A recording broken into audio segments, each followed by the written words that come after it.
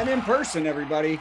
Thank you for all the stares. That's so sweet. Welcome to the Virtual Comedy Show. It is a special week as we have a famous face here, a huge comedian that I blackmailed into showing up, everybody. Guilted her to death. She's a Tonight Show veteran, was on Seinfeld and Curb Your Enthusiasm, and best friends to Dana Carvey, everybody. It's Jan Karam. Hey, Jan. Jan Karam. Oh, That's sorry. okay. See, that's how, yeah. I love Karam. I'm so sorry, Karam. Okay. Would Dana Carvey, now that you just worked with Dana, would you ask him to do this show? I think that would be Actually, it's Dana Carvey. Oh, it's Carvey. I'm so sorry. I actually did ask him to replace me, but he said he'll do next week. Okay, well, crud. Okay, get rid of her, Steve. I can't believe it. Back later.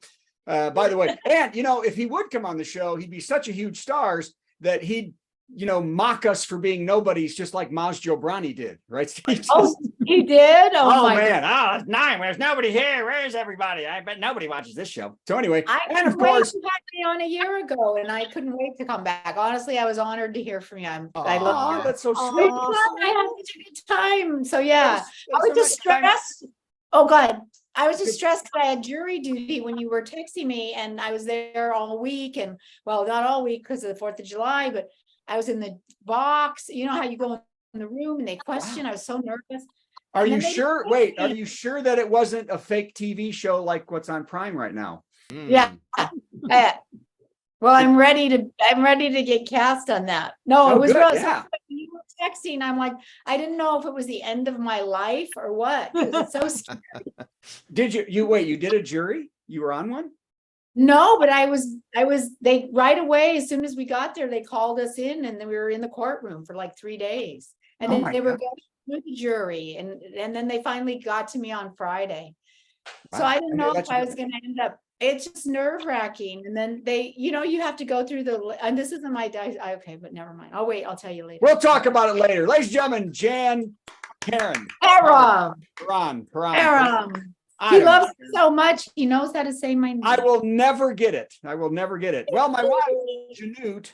Okay, so anyway, and I mentioned Randy Brooks is here too, everybody. So also, hey, and of course, let me pull this off.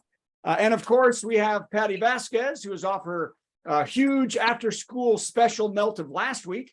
We're still getting high fives from the Dalai Lama, so that's kind of nice. We asked him to keep his tongue out of it, though. And lastly, Steve and I met today and recorded tracks for our 3rd show at the Fringe. Sting Along with Brad is what it's called.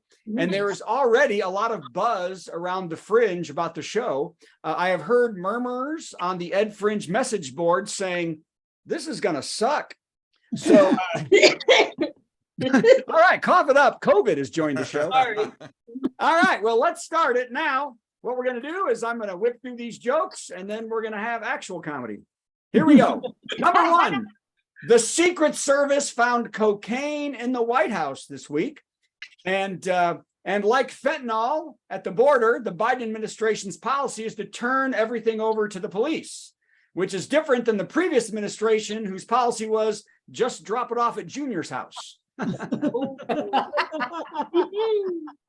Now, of course, the MAGA munchers are all screaming it was owned by Hunter Biden, which is silly because Hunter's dealer is in Delaware. So that's not true. But conspiracy aside, it was not Hunter. It was not Junior's Coke. First of all, because they would never leave a grain of Coke unsnorted. And because it was found in the cubbies in a visitor's area where everybody goes except the Bidens or the Trumps. They would never have gone there. Now they're trying to divine who left the Coke and are checking visitor logs now. They think they have the cocaine dropper narrowed down because one of the guests signed in Bear.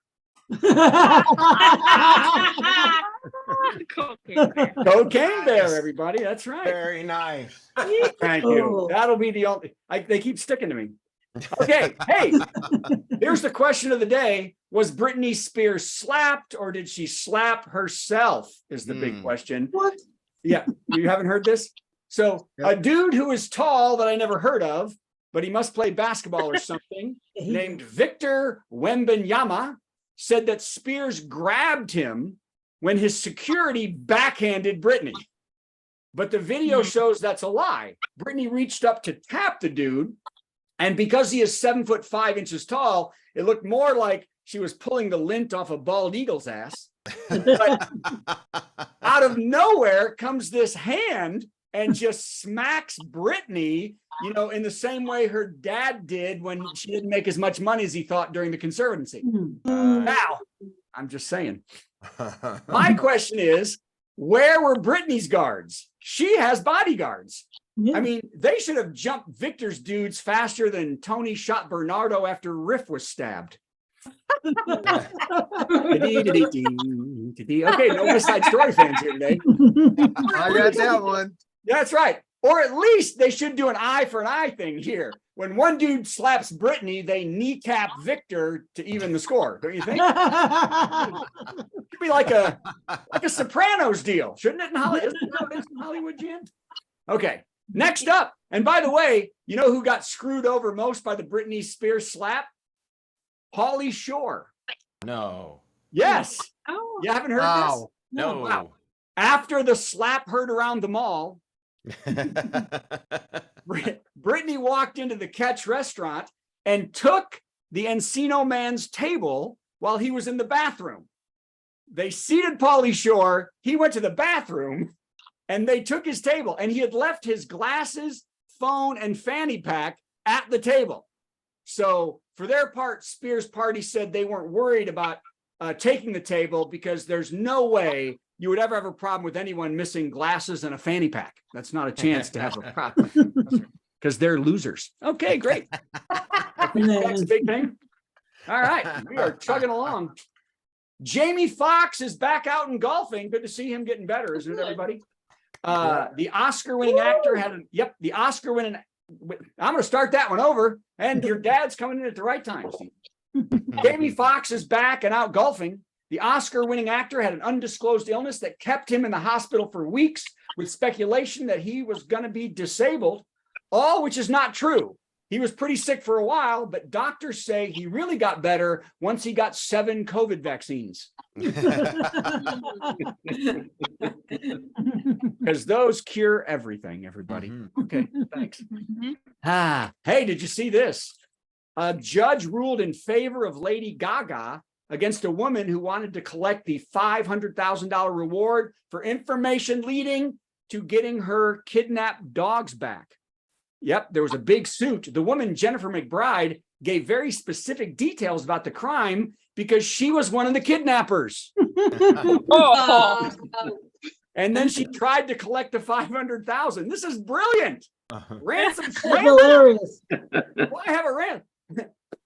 Now, McBride might have won the case, except for a surprise witness who testified against her. Which is something I would probably do. I would sell myself out. All right. Madonna is finally speaking about heading to the hospital with a bacteria infection that will postpone the singer's tour.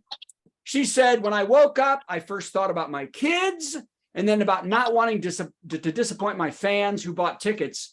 Her kids were also very worried when they heard about their mom's illness. One said, we rushed as fast as we could to read the will. Wow. Janet usually goes better than this. Dan, this is going better than usual. House Republicans have introduced a new election integrity bill in Congress. That's already. Yeah. The first problem is you can't have a bill using the word integrity if you have none yourself. The bill is the same old GOP story of making it harder for minorities and the poor to vote. And the most important new rule, your 23andMe results must be at least 60% Anglo-Saxon. That's the... Okay, well, there you go. Everybody's taking that one. It's too true right there. Yeah, really. All right, only 37 more. Here we go. Anybody know Ricky Valerie Cole? I don't know if that's how you say her name. Collet, something like that. Ricky Valerie Collet. Nobody? Okay. No. Ricky Valerie Collet has been named Miss Netherlands 2023. Oh, yeah, I heard about this. She is the first transgender woman to take the title. Oh, Yes. all right. She celebrated with a Bud Light at Chick-fil-A. It was fantastic. Bud Light at Chick-fil-A. Now, trans women are in a lot of pageants these days. And next month, Daniela Arreo Gonzalez will compete for this year's Miss Universe from Puerto Rico title. Now, did you know that Miss Universe has had transgender contestants since 2012? And do we know who owned the pageant in 2012? Yes, we do. Trump. Donald Trump, everybody. No way. Yeah. The first transgender contestant was Jenna Talikova from Canada, who was actually initially removed from the contest, then reinstated after she got Gloria Allred to sue the pageant. And Trump had to give up and let her in. Jenna ended up in 12th position and thanked Allred for being more of a man than Donald Trump could ever be.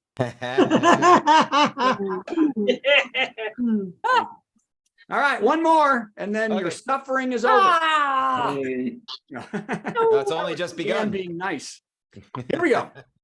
Actress Haley Atwell, who stars alongside Tom Cruise in the new Mission Impossible film, calls rumors she is having a secret affair with Tom as grubby and dirty, and says that Tom is more like an uncle to her. Atwell is 41 and Cruise is 61, 20-year difference. Also offended, another actor in the film, Tom's mine, said Ving Rhames. All right, Steve, you're going to come in? No, okay. Well, you That's pause Jan. like I saw that. Jan for a second. Sometimes you got another punchline when you pause like that, so I never know. When did I ever have a punch? Tassell! Tassell! Yay!